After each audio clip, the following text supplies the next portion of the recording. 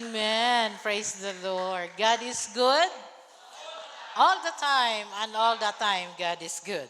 So today naatay duha ka preacher no nya pasalamat yung Gus Ginoo ba nga ano ko ba Lord makarelax na gyud akong tingog after sa first service. So praise the Lord gi ano gyud ni Lord gi plan og na materialize na gyud. And I hope no ampo jud ko ninyo na dili ko ubhon kay pagkabalo na ko nga magwali ko at that Sunday. Hala, nitukar akong hubak. Ay, Lord, saan naman akong hubak? Mao ganyan, mangita, yung ka ng paraan, ang kaaway ba, nga ma-stop. But God is greater, Lord. Dako ang Diyos. Kay pasalamat ko sa Ginoo kay nigawas akong tingog. Kagahapon prayer and fast gihubak ko dito bayin ko Lord, tanggalan jud akong hubak. Wait, in Jesus name. Amen. And today I am here in front of you knowing ko Lord, tanggalan jud ni Lord in Jesus name. Naatay bagong series today no na family, more on family good siya. Nagwonder ko ba ko Lord, ngano family man? January to December, more on family, and then gi-flash ni Lord. Kay ang family, mao na ginatira ni Satan. Mo nang kailangan yun natong family, intact yun na diya sa tubangan sa atong Dios. Amen. As we go sa atong series, no, Growing Stronger Together, may balaan ninyo one by one. So praise the Lord. Our title today is Fault Lines. In Nehemiah chapter 13, verse 23 to 26. In reverence of God's word, manidugta, basahon nato ang pulong sa Dios na makita sa Nehemiah chapter 13, 23 to 26. Basahon nato ni sa dungan. Sige, ready, go. In those days, I saw the Jews had married women from Ashdod, Ammon, and Moab. Half of their children spoke the language of Ashdod. They could not speak the language of Judah, but the language of their own people. So I fought with them and cursed them and beat some of them and pulled out his hair, and I made them promise in the name of God, saying, you must not give your daughters to their sons, or to take their daughters for your sons or for yourselves. Did not King Solomon of Israel sin because of these women? Yet among the many nations, there was no king like him. He was loved by his God, and the God made him king over all Israel. But the women from other nations caused even him to sin. May the good Lord bless the reading of his word. Mag-aampo ta. Father God, thank you, Lord, for today, oh God. The day, Lord, we can call this is the day that the Lord has made. We will rejoice and be glad in it, oh God. Thank you, Lord, for this time, Lord, to hear your word in our new series, Lord, Growing Together, oh God, Growing Stronger Together, oh God, in family series. Lord Jesus, help us focus, Lord, on your word and learn from your spirit, oh God. Open our eyes, open our ears, and open our understanding, Lord, to receive your truth today, oh God. Lord, through your Holy Spirit, guide us, oh God, in our series. Guide us in our lives, oh God. Lead us into truth, Lord, and bring healing, reconciliation, and restoration to our families. Bless your servant today, oh God, as she share your word, oh God. Anoint her, Lord, with your power, oh God. In Jesus' name we pray. Amen and amen. Sige, magaling ko ta. Og ina niyong katapad, nalipay ko nga naakakaron, buntaga. Tapos mag-smile po no. Kay dako kay impact ang smile. Praise the Lord. This morning natay bisita si Bernadette Estelo o Ashley Estelo nga gi-invite po ni Jennifer Estelo. Praise the Lord. Tindog na. Magsuon mo, Jen. Magigagaw, relatives. Okay. Praise the Lord. Thank you for coming sa atong church, no? So, you are welcome every Sunday. Wala dyan mingon sa inyo nga, nalagi ka, Tor. Ay, dili. Ayaw dyan mo maging ana-asher, ha? O, welcome yun na to ang mga bisita sa ato ang simbahan. Praise the Lord. So, let's go sa atong topic, fault lines. Siguro nag-wonder mo nga no fault lines man. Huwag mo nag-wonder? Nag-wonder mo nga no fault lines man. So we are now in the new series on Growing Stronger Together in series sa family. series gud siya sa family from Paul Gia Chandran. I'm so happy no kay laman po ni Paul Gia Chandran no ato man ang silingan from Singapore. So butan gyud kay si Pastor Paul og i-share niya sa mua sa leadership og naagyod sa mong heart nga i-share sa congregation. And this is another series nga ato ang mapaminawan. Next Sunday, lain na po mag-preach. Duha na po ng mga preach, mga gwapo nga pastor nga nadiya sa likod. No, Nehemiah chapter 13, 23 to 26 is the last book sa Nehemiah. Last chapter sa Nehemiah kay nanata sa Esther chapter 3 today. And this book, Nehemiah, will help us, will address us the critical condition of our discipleship today. Nga naman, why? Private fault lines have public consequences. These private fault lines are the hidden issues sa atong kinabuhi, the unresolved problems sa atong kinabuhi, unresolved conflicts sa atong kinabuhi, unhealthy patterns sa atong kinabuhi, or even secret sins nga naata within the relationship that are not visible to the outside world. Dili makita. Diba? Dili makita that every family, no matter how strong, ingong ka, kung kani akong pamilya, kanang strong kay ni, tanaw ni mo, united kay ni, but hidden sa family nga naata, naaday pressures. No, naaday pressures, naaday conflicts nga dili makita. No? Just like the earth's crust rest on the tectonic plate. Sama sa atong kalibutan nga nagpahulay sa tectonic plate. No? So, kaning tectonic plates na ay duha.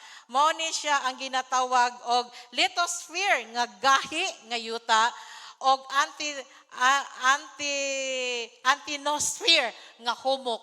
Pag kaning lithosphere og antinosphere maglihok, unsay mahitabo? Naa na siya giingon og linog. Mao nang may tingala kang naglinog man. Last Thursday ba to? Wednesday naglinog. Anak kong anak, naglinog. Hinay ra man ang linog. Hinay ra, taod-taod, ni kusog-kusog, og ni hinay, og nawala. Private fault lines are like that sa ato ang relationship. Naagyod siya linog. Pero kani nga linog, ayaw, baliwala sa atong pamilya. Amen ba? Kay ang paglinog, makakos og damage. Tama ba? The same truth sa atong spiritual life, no? The same truth sa atong relationship life. Naajoy compromises in the heart. Amen ba? And what are these compromises in the heart? Makita ba? Harboring resentment instead of forgiveness. Instead nga imo siyang pasayloon, naglagot ka. Naakay gitago nga kalagot sa imo kasing-kasing. Instead nga i-choose nimo ang pagpaubos, gi-choose nimo ang kanang magpataas, no? Gi-choose nimo ang pagpataas. Instead mo tabang ka, dili ka mo tabang.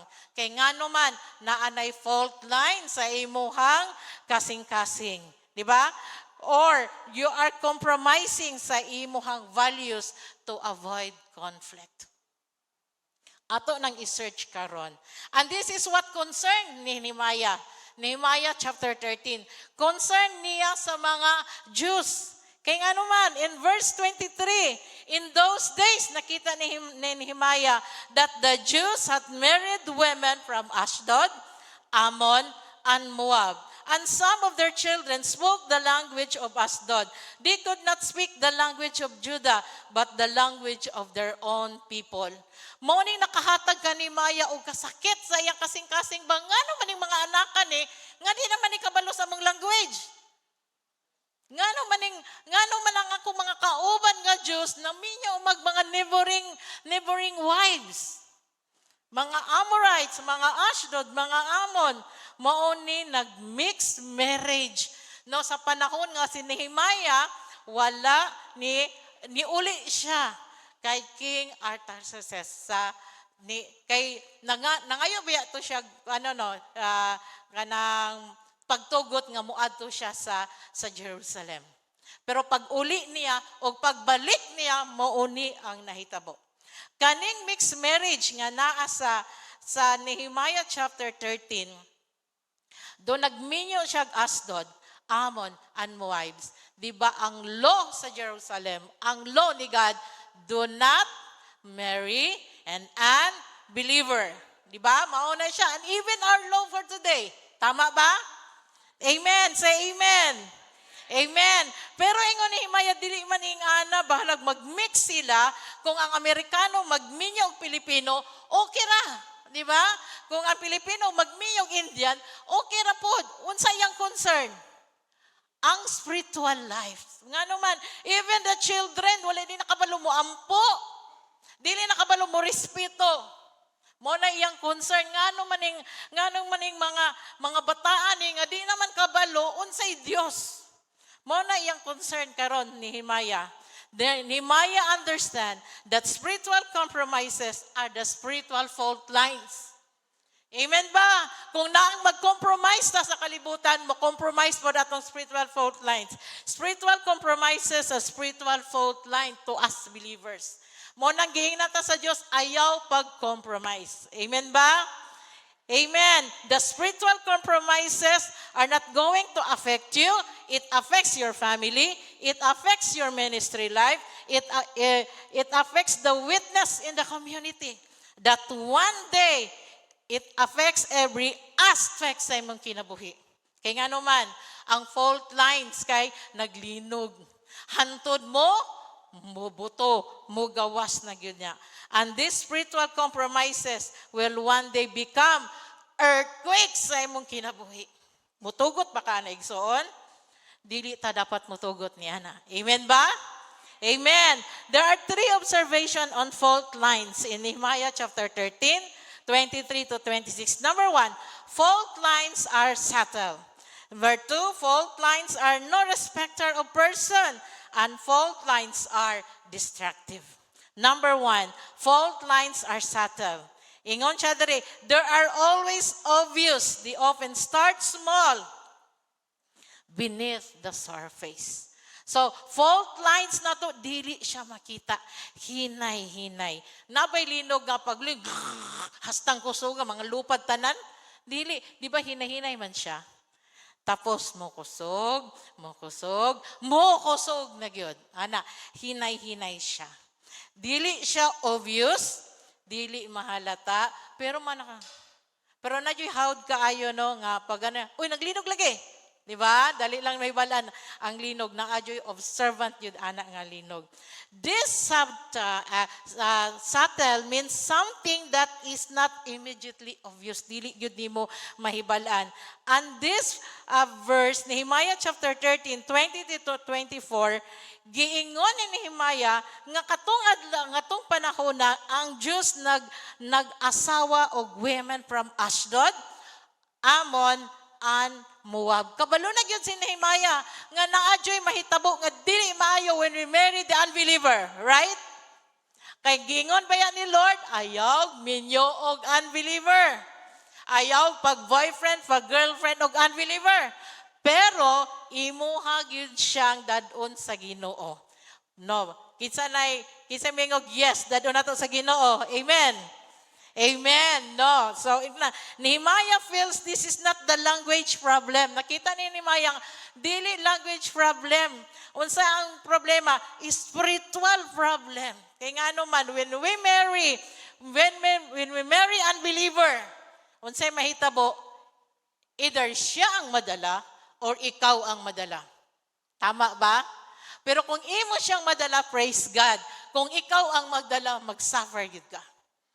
Mo nang gi-remind ta ni Nehemiah nga lisod kaayo mo mix with mo nang ang Israel kung pwede magminyo sila lang para ang faith dili mo gawas mo grow the more stronger jud ang pagtuo nga ni ana. So Nehemiah feels this is not the language problem. He is concerned about the deep spiritual problem that caused the children cannot understand the Hebrew. Di ba? Kaya ang mga children, di na makasabot og Hebrew. Di na kabalo mampo. Di na kabalo mo kanta. Di na kabalo mag-memorize og verse. Na-try na ninyo. Maingon mo sa inyong anak, nakailak ka ni Adan og ni Eva. Pangutanan yung anak, kung nakailabas yan ni Adan og ni Iba, og tubagon mo, silingan na to. Bot masabot, wala siya kabalo, unsay history sa Bible. No? History tong unang panahon nga dapat atong i-implant sa ato ang mga anak. If we hear the history of the Jewish culture, ang ilang tradition is magsulti. Sultian nila, ilang mga anak. And then, they pass on the stories about the Israelites go out in Egypt. Mao dyan ay giingon dyan sa Old Testament, no? Katong first generation, dapat ang stories from first generation mapasa sa second generation, mapasa sa third generation, o mapasa sa fourth generation. No? Kabalo ba mo, no? Israelites go out in Egypt led by Moses. Kabalo mo, ana? Yes or no? Yes, dili si Jonah nag-lead sa Israelites. Remember, kailangan jud nato magbasa sa pulong sa Ginoo kay mao na atong ipas sa ato ang next generation. Mao na ba man ako nakoy apo nga si Gentle, ingko ako jud ning dukdukon og Bible stories ning bataan ni. Kaya ang bata receptive baya ano. Pero kung dili ni mo na sultian everyday, lain nga mosulod sa kunahuna anang bataan na. Mo na ang atong mga anak ayaw ibilin sa inyong balay. Kay kung asa mo, naapod siya. Amen ba? Para makabalo siya sa story sa Ginoo. Kay sila ba atong next generation? Kay kung wala na natong istoryahan ka ng atuang mga anak, atong mga apo, unsa na nilang generation? Walay Dios ilang may balaan. Naa sa atong mga kamot as believers, as parents, nga atong i-share ang Bible stories, ang pagtuo, no, ang pagtuo nga imong nakuha sa Dios pass to the next generation. When dayday ni adto sa Japan, wala jud ko nagdoubt kay ngano man kabalo gyud siya nga naay Dios naguban sa iya. Kung ang inyong anak dili mo sure sa iya sa panahon nga naay problema mo balik gyud na sa inyo magbaampo ba. Pero kung sure mo nga naa siya pagtuo, na siya Diyos yang kinabuhi, bising asa siya ilabay. Magpasalamat pa na siya kay mahimo siyang model Christian kung asa siya gibutang sa Diyos. Amen ba? So we need to pass the stories sa atong mga anak. No? They keep the culture alive, they keep the faith alive, pero natingala si Nehemiah, ano man yung mga bata, di naman kabalo og Hebrew. Naay something wrong. Something wrong yun sa mga bata tungod sa parents. Parents always yun ta gina-remind, ayaw yun, be not an equally yoked sa unbeliever.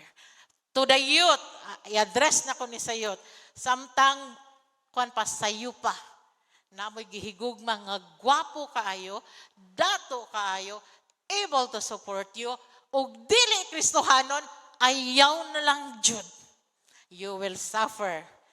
I tell you, you will suffer. Mo nang giingnan jud ta ni Lord today, no? From the book of Nehemiah, nga kailangan nato i-save. I-save nato ato ang next generation. Amen ba? O this is the current problem of today. Unsa may current problem nato? Ang krisis atong youth wala na kaila og Dios. Mo nang atong ipas sa ato ang mga anak ang Dios. Kaya nga naman, sa panahon nga na sila'y problema, do you think muduol na sa imuha? Muduol na sa silingan, muduol na sa iyang friends nga dili Kristohanon kung dili na nimo mapas. No, dili nimo maistoryahan. Happy lang jugo sa akong isa ka anak. Nga wala na ko ginadala-dala diri kabalo ka, katong gamay pa na siya, mo na siya mukuyog ko. Salig ra jud kayo ko. Nga diha lang ka sa balaydoy, kanilang duha ka babae akong dadon. Na wrong jud ko sa akong decision, dapat gidala day nako siya. Kay ngano man, ma-learn niya kung unsa akong ginahimo. Ma-learn niya akong faith, ma-learn niya ang akong ginahimo nga mosalig day sa Dios. Sa panahon nga na siya problema, asa siya niadto sa iyang barkada. Wala siya friend, wala siya family nga madtuan. And then one day, anak ko ba naasa man kakaron gipangita na ko siya na siya problema og iyang gi-share sa kuha. Nakaingon ko ba mali gyud nako nganong gibili nako siya gamay pa. Kay ngano man mangita siya sa gawas. Dito siya sa gawas mangita og kumpiyansa, confidence niya nga iyang masultian. Anak ko, Lord, wrong jud din ako, Lord ba? Pasaylo jud ko. And I know it's not too late sa iya ha. No, mo nang karon pa lang ana kuan jud ta ni sa Ginoo nga atong dadon ang atong mga anak miski pagbadlungon. Amen ba? Lord, badlungon man jud ni akong anak, ikaw na jud magpabago ani. Mo nang ma-bless jud ko sa mga mama nga nagdalag anak diri church. Ayaw jud ninyo ibilin. Amen ba? Kay mo na ato ang next generation. Amen? Mo na atong next generation. We need to pass on the stories of God, no? Sa atong mga anak, no? Bible story, kabalo ba mo? Mo question, kabalo ba mo sa Bible story ni Jonah? Bible story ni Adan og Eva? Bible story ni Abraham? Bible story ni Daniel? Oh, si Daniel tong gikaon sa isda. Ha? Dili si Daniel, no? Ang gikaon sa isda. Kinsa? Si Jonah. Dili si Jonah Grumete sa akong estudyante, ha? Si Jonah. Si Jonah gyudto. Munang kailangan nato from the word of God atong ipas sa atong next generation. Kinsa inyong next generation? Inyong anak, inyong apo. Si Pastor Mark, daghanan na siya apo. Kailangan niya, manang makabalog yun nato ang next generation. Amen ba? Amen. As parents, no? As parents, ikaw jud ang role model. Nakaana jud ko, Lord, pasayloa jud ko, Lord. Dili jud ko role model sa akong anak. Nakaana ko ba? Pero it's not too late, no? Gi-remind ta ni Lord, it's not too late. Mo naman yung kadiman jud ko role model, Lord. Oy, sa akong anak. Nauman jud ko kailaan ni before. Nya karon, Lord, kanang na-remind ko, Lord, it's not too late. Mahimo kang role model sa imong anak. Amen ba? With the grace of God, ubanan ka ni Lord. Amen. Stewardship. So, ingon ni Pastor Paul G. Chandran, the stewardship of your children, their future, and their spiritual life lies in the hands of the parents. Tama? Naagyaday na sa atong mga kamot. Mo nang every night, ampuan jud na nato atong mga anak. Amen ba? Amen. Do naa sila'y kanang own decision silang kinabuhi, pero isang at jud na nimo sa Ginoo. Ayaw inanak simba lang. Kay ako diri lang ko sa balay manglaba. No. Ikaw parents mo ay mudalas sa imong anak. Kay makita na nila. No, makita na nila nga akong mama nasa simbahan. Akong mama nagaampo. Akong mama nagaluhod, nagaampo, nagadaig, nagaampo. Ilan ang ma-reflect sa ilang life pag mo dako na sila. Ingon siya diri, if you are living a life where you are compromising your own spiritual life, your children watch your life and learn that compromise.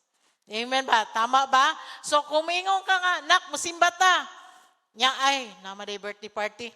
Nak, ayo lang sagsimba. Ato na imong tita dito kay nay party dito. Pagdalalag kanang pagdalalag lechon pag uli ana kay musimba ko. Simba ko pag uli nato nanatay paniud to. Kabalo ba mo atong manak mo tuog yun na sa tuwa ba? Kay parent gyud ta.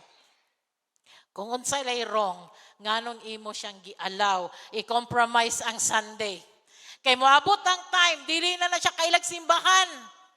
Pag mudako na siya, di na siya kailag simbahan. Duduan ta mo, sultian ta mo, dili na siya kay makaila og Dios, kay di wala nimo gitudluan og pagampo. Imong gitudluan magluling hayaw siyang kinabuhi from childhood, no, siyang pagkagamay, hantod mo dako siya, imo siyang gitudluan ingana, iya jud nang madala hantod sa iyang married life. Mo nang karon pala kung naatay anak, o katong nagminyo og magkaroon og anak, dadon jud ninyo inyong anak. Amen ba? Amen. Kung wala ninyo nadala inyong anak, it's not too late. Inyo yung i-encourage nga madala inyong anak. Kaya makita jud ninyo ang panalangin nga kauban ng Dios. Amen. Amen. Ingon ang Deuteronomy 6:6-7, and you must commit yourself wholeheartedly to these commands that I am giving you today. Repeat them again and again to your children. Talk about them when you are at home and you are on the road, when you are going to bed, and when you are getting up. Responsibility ba na sa anak o responsibility sa ginikanan? Ginikanan, especially the father. Father good ang giingnan ani imo ning responsibility. Kung ang father is unbeliever, kinsa responsibility? The mother. Diba? So, importante ang next generation nga giingon ni Nehemiah dinhi nga ang atong next generation, it should be aligned sa will sa Ginoo. Amen ba? Know that the parents themselves must first be committed to God's commands. Ikaw jud ginikanan ang dukdukon sa Ginoo niani. Kay in the long run, makita nimo ang imong ginakimo sa imong mga anak. Makana ka nga, mura na magnanalamin ko. Ang akong ginahimo iyang gihimo. It's because mao man iyang nakita sa imuha. It's not too late, parents, no? Mo nang timing kaayo nga kani nga serious family life, gihimo gyud ni sa church, no? Gitugot gyud ni sa Dios aron makorek atong spiritual life.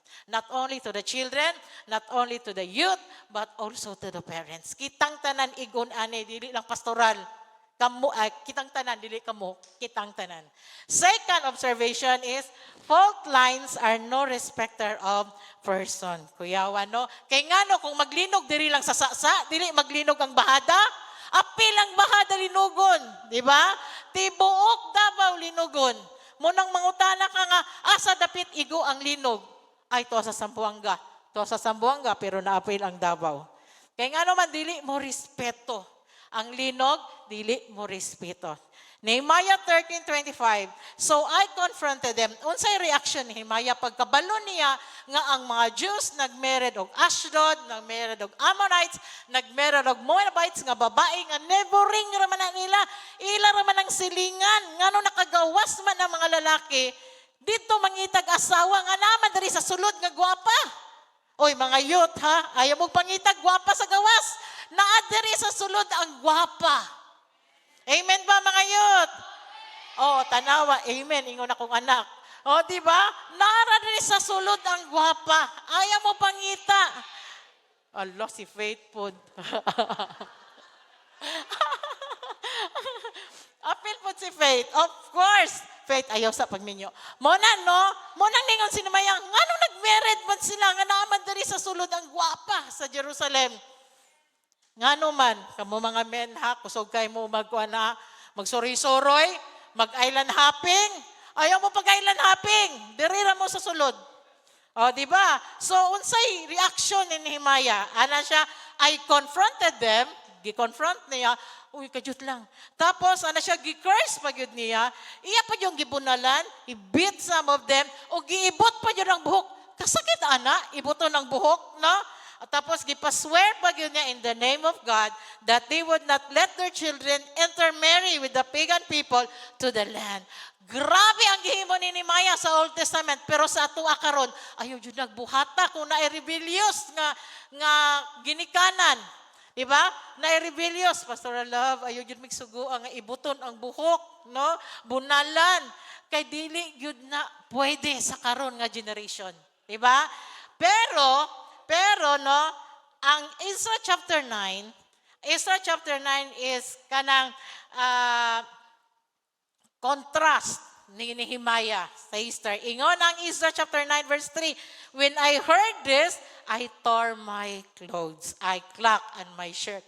Iya bang tanggalag sinina ang iyang kalaban nga nahadlok siya, iyang kaugalingon, iyang gibira, iyang sinina, iyang gigisi, iyang sinina. Second, giibot niya iyang buhok, kasakit. Pati iyang bungot, so wala na bungot si Ezra. And then sat down, utterly shocked, and he prayed to God, Lord, ngano man ni nahitabo man sa ako ang kauban ng mga Hudyo.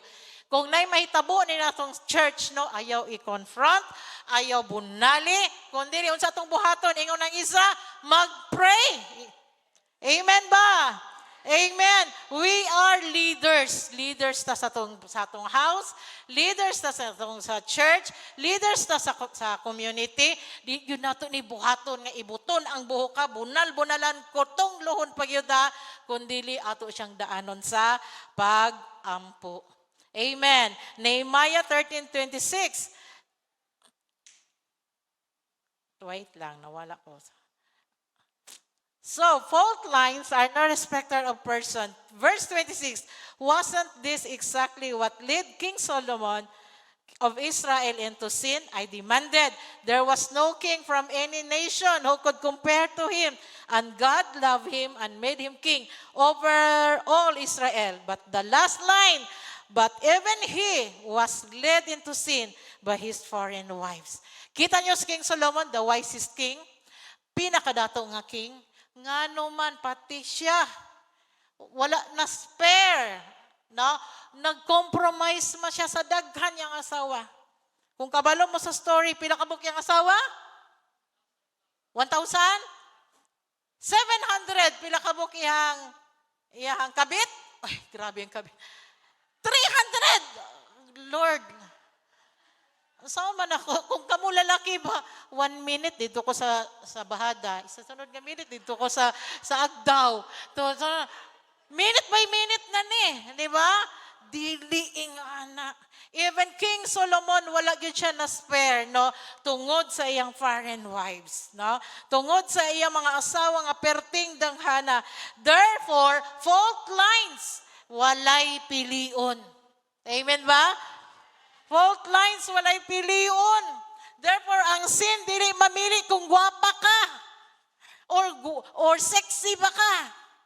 Either maut atong naong, maut atong batasan, sudlan yun ka sa atong kaaway. Munang magbinantayon ta. Amen ba? Ingon ang question, how could someone so great, so vulnerable, si Solomon atong gikuan ani, and how could someone so climb so high, nga pinakadato na siya, na fall pa gyud siya? It's because, nga naman, nawala siya sa passing sa atong buhi nga Dios. Iyang giatiman ang iyang flesh, wala niya giatiman ang iyang Christian life, no? Wala niya giatiman ang iyang kinabuhi nga tubangan sa Dios, kadiyot lang jud hapit na ni. So, because of King Solomon's attitude, unsay attitude ni King Solomon, it doesn't matter. Diba? I can handle it. Kinsay nakaingon na, ay, okay ra na. Okay ra na mangupya. Okay ra na manghilabot, gamay ra bitaw. Kan mga na-remember na ko, bata pa ko ba, ano, sa akin si GR, wag piso, ano ba, ay okay ra na, piso. Ang imong okay, 2 na sunod. Ang imong okay, nahimo ng 5, hala, and then you learn na, mahabit na nimo. It doesn't matter, is a dangerous attitude, mga igsoon. Even our Christian life, ayaw din nga, okay ra na. It doesn't matter as long as nako simbahan. No, ayaw. Kay nga naman, ang gamay nga fault lines, mudako og makos og linog. And this linog, ang earthquake, maoy makapahulog sa imo sa ibaba. Ayaw jud kumpiyansa. Di gyud ta magkumpiyansa atong Christian life. Amen? Napay isa, verse 28, one of the sons of Jehoiada, son of Eliashib, the high priest, had married a daughter of Sanballat, the Hornite. So I banished him away. So nakita ni Nehemiah nga, unsa man yung mga anak sa pari, nagminyo magdili Kristohanon. Diba? So ningon si Nehemiah, uy, di na naman jud ni maayo. So even ang fault lines wala sa palasyo, pwede day mo sulod sa nagministeryo. So magbantay ta sa atong Christian life. Amen ba? Ang corruption not only happens in the king's palace, corruption happens within our family, within the priestly family. Pari na gani na siya. Within the pastoral family, hala magbantay ta. Diba? Kay walay pilion ang yawa nga buntugon ka. Amen. Munang magbantay ta Kristohanon. Magbantay ta sa atong ginahimo, magbantay ta sa atong ginasulti. Especially the next generation. Nak, okay ra na nak, 5 minutes, akajot lang. Nak, okay ra na nak, maghimo og kanang gamay ra bitaw ni akong gihimo. Mata sa atong anak no, sultian ta mo, bising di na siya kabalo mo sulti. Ang wrong nga iyang nakita sa tuwa, right na para sa iyaha. Mao nang atong bantayan atong action. Amen ba? Bantayan yun na to akong aksyon. Unya ng 5 minutes. Numbers 23:19. God is not a man, so He does not lie. He is not human, so He does not change His mind. Has He ever spoken and failed to act? Has He ever promised and not carried it through? Dili jud magingon ng Dios sa mo, okay lang mag-compromise. No. Di gud na mingon ang Ginoo sa to nga okay lang mag-compromise. Di gud na siya mag-change sa iyang mind. Kita pa mo change ta. Pero ang Diyos, dili gyud mo change His mind. What He has written, His prescribed will for us is in the Word of God. So we need to read our Bible. Muna kailangan mag-soap gyud ta. Dili lang sa mga leaders. No, encourage na ko ang mga members mag-soap. Unsaon mo nag-soap? Muna pinakabugat. Mag-ampo gyud ka sa Ginoo. Sa may balaan na nimo ingani day mag-soap hinay-hinay. God will give us revelation unsaon nato mag-soap. Number 3, last na lang yun ni 5 minutes. Fault lines are destructive. Di ba? Destructive kayo ng maglinog. Sige daw, lakaw daw kaglinog. Di ba ka matumba? Di ba? Kailangan yun di mo manggunit. The same thing, kung makasalata sa itong buhi nga Diyos, destructive kay sa tuwa, kay dili ta, makabalo mo ampo. Maingaw na ka, Lord, maulaw ba mo mag-ampo, Lord? Maulaw ba ko magsimba? Munang uban na itong mga members, even our families, nga dili na kayo nakasimba, imo i-invite, ay maulaw ko. Kaya nga naman, hidden, naa sila hidden fault sa ilahang kasing-kasing. Pero di na ito sila i-confront nga, makasala, manggugkabrad, ma-imperno yun ka, dili ana, ato siyang i-pray. I-encourage, still na to encourage, na ang Diyos na higugma gihapon sa ilaha. Amen ba? Nehemiah 19:29, remember, oh my God, because they are desecrated the priesthood and the covenant of the priesthood and the Levites. Kani Nehemiah, actually Nehemiah was sent to Jerusalem by King Artaxerxes of Persia. Ingon ang king, sige Nehemiah, atua didto ang Jerusalem kung na-build na ba ang wall. No, Nehemiah is a cupbearer sa hari ni adto gud siya. O nakita niya ay maayo na di ay ang wall. Nilakaw siya sa Jerusalem. Nibalik siya sa Persia. O gias niya ang king, pwede mo balik na bugo sa Jerusalem. Pagbalik niya, mao ni ang nahitabo. Even the leaders, even the priests nagminyo og dili Kristohanon. Ana siya naunsa na many in my absence, some of my people, including the priests, including the leaders, began to backslide and compromise their faith. Nalibog na gyud si Nehemiah. When he returned to Jerusalem, he discovered that many things had gone wrong. Wrong naman pati ang mga bata, di na makabalo mo simba. Di na kabalo mo ampo. No, ang simbahan dapat is a place of worship. Nahimo na magtindahan. Naunsa naman No, nahimo naman siyang kanang market. So, lagi siya something wrong yun.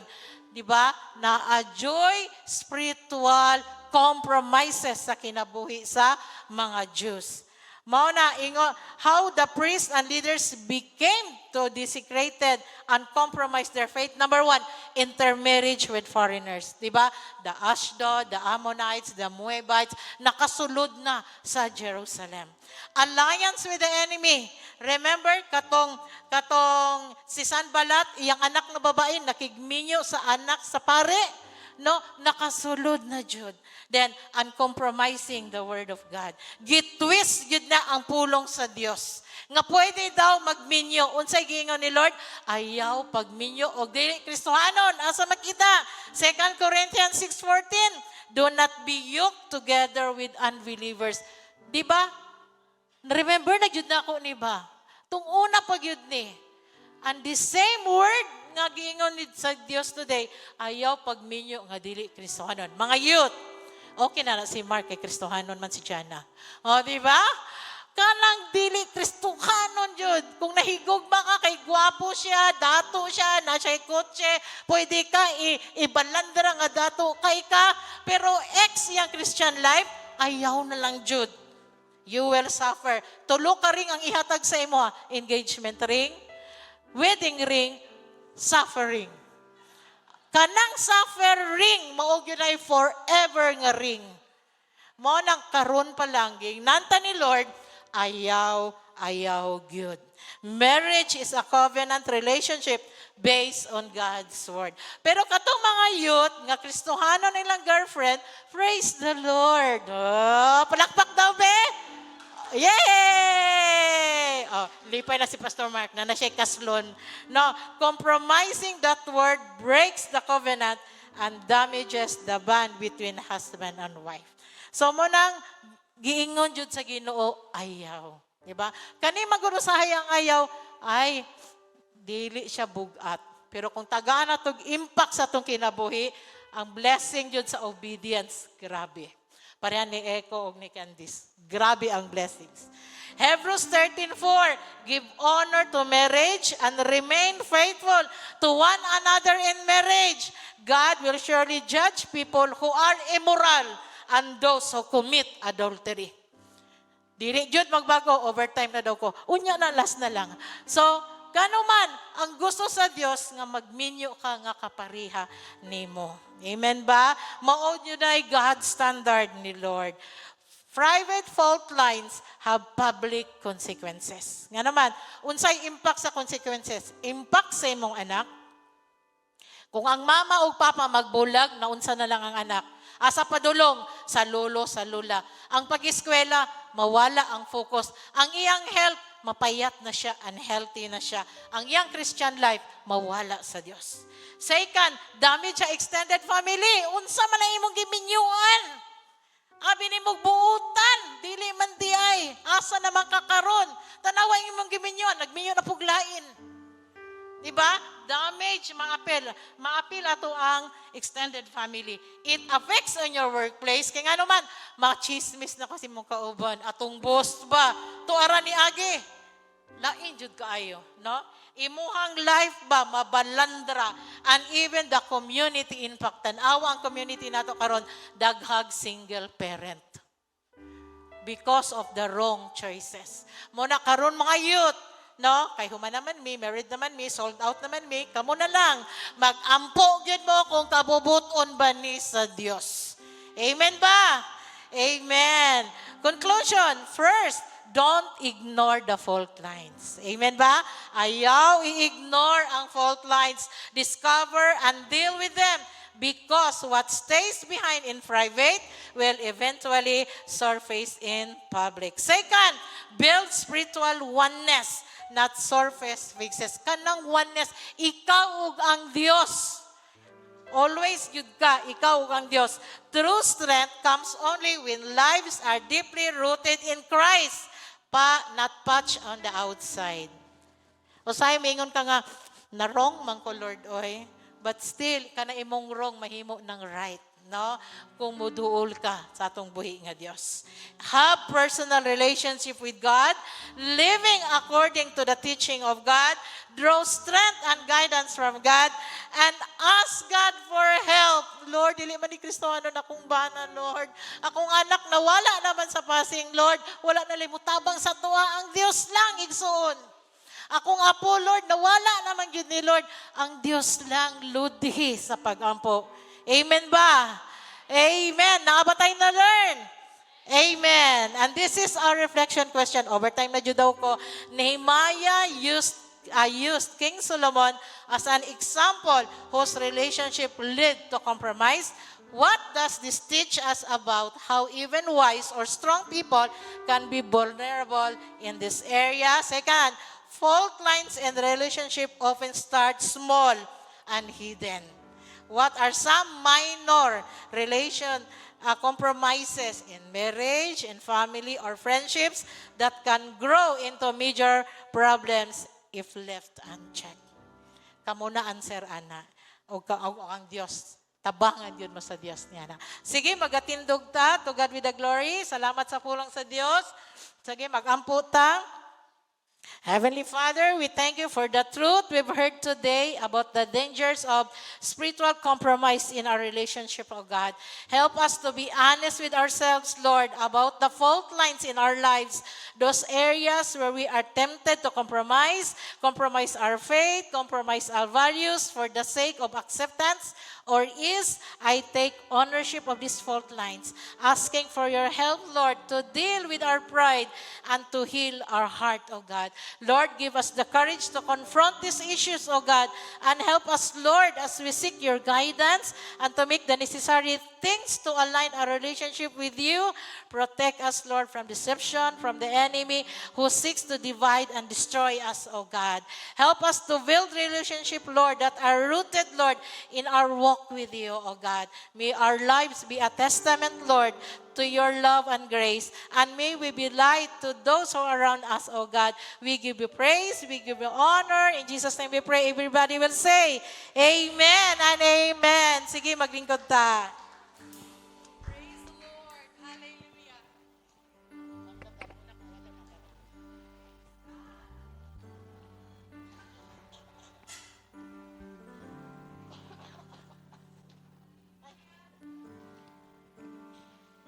Thank you kaayo, Ma'am Angie. Indeed, ang mga fault lines, no? Usahay magpungasi, yun na siya. Pero, safe ta sa sa sanctuary sa atong Ginoo. We are safe in the name of Jesus. This is our new response song, and if you know it, sing it along with us.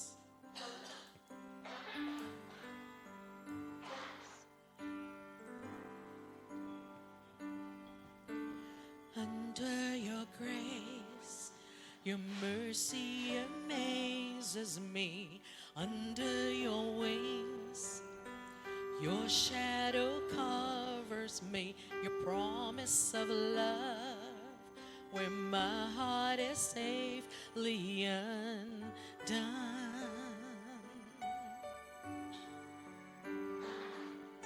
Speak to me, Lord. Your servant is listening over the noise. I hear you whispering, my hope has come, and my heart is safely undone.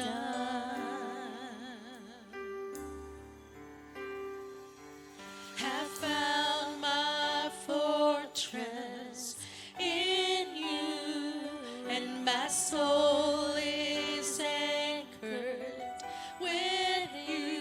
My resting place is in your name, forever safe.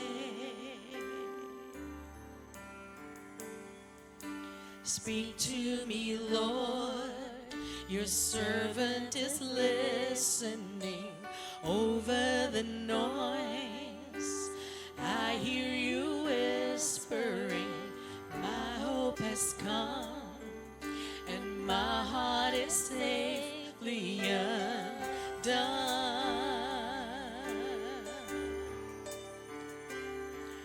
Have found my fortress in you, and my soul is anchored with you. My resting place is in your name. I found my fortress in you, and my soul is anchored with you. My resting place is in your name, forever safe, forever safe, forever safe. You are never far away, always reaching out to save my weakness, covered by your strength, and I am found forever safe. You are never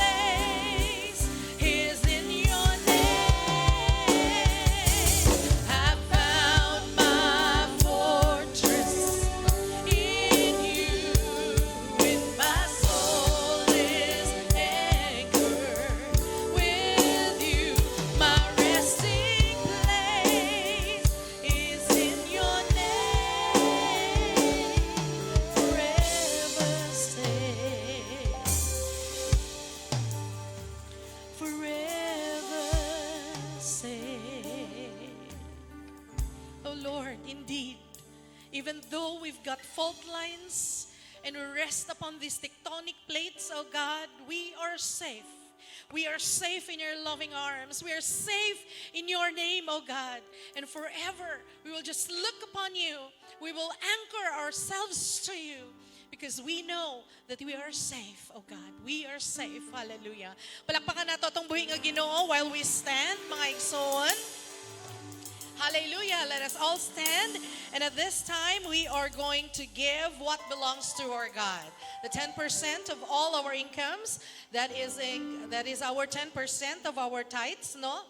Or 10% of our income that is called tithes. Mao na siya ang atong ihatag sa Ginoo, and of course ang atong offering, mao na siya ang atong ipugas aron naa pud kitay ma-harvest.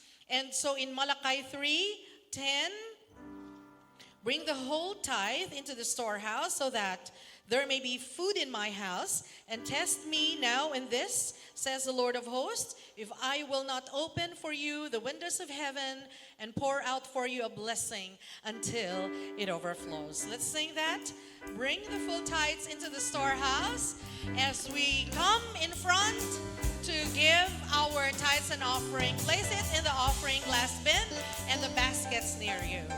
Bring the full tithes into the storehouse, that there may be food in my house, and there might put me to the test, says the Lord of hosts, if I will not open the windows of heaven for you.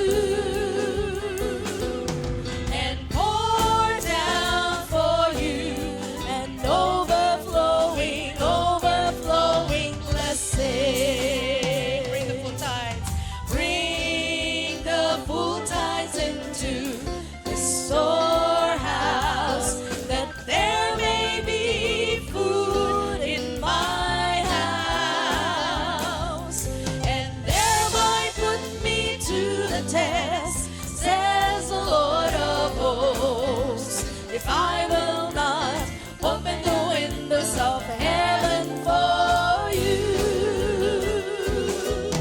and pour down for you an overflowing blessing, and pour down for you and pour down for you an overflowing blessing. Hallelujah. Mag-amputan ninyong tanan. Gamhanan mahigugmao na Dios, daghan gyud kayong salamat sa pag-provide sa among mga pagkinahanglanon. Indeed, oh God, you are our great Jehovah Jireh. Ginoo, ang among mga tithes and offerings amo nagi-offer kanimo Ginoong Dios bilang pagpasalamat o paghatag, pagdayeg namo sa imong pangalan. Pag-istorya kanimo Ginoong Dios na nahigugma mi kanimo, mas nahigugma mi kanimo, oh God. And that is why we are willing to give you these tithes and offerings, O Lord. May you multiply these tithes and offerings that we offer to you, O God, for the good of your kingdom and for your glory and honor. Thank you, Lord, in Jesus' most powerful name. Everybody will say amen. Yes, and at this time, we are going to sing the song, Sa'yo lamang magpupuri. Sa'yo lamang magpupuri.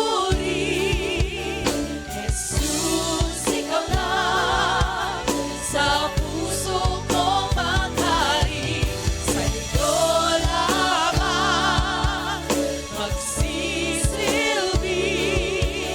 Jesus, pinakamamahal ka.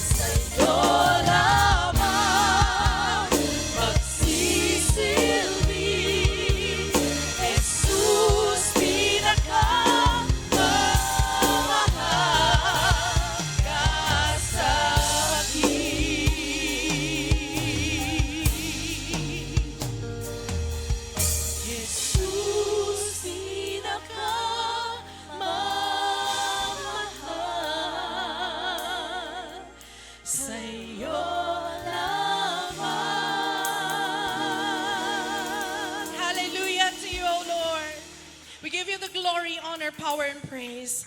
And may His favor be upon you and 1,000 generations, and your family and your children and their children. May His favor be upon you in 1,000 generations, and may His presence go before you and behind you and beside you, all around you and within you. He is with you. The Lord is with you. May the love of God the Father and the grace of our Lord Jesus Christ and the sweet communion and fellowship of the Holy Spirit will be with us now and forevermore. And the people of the Lord will shout, Amen.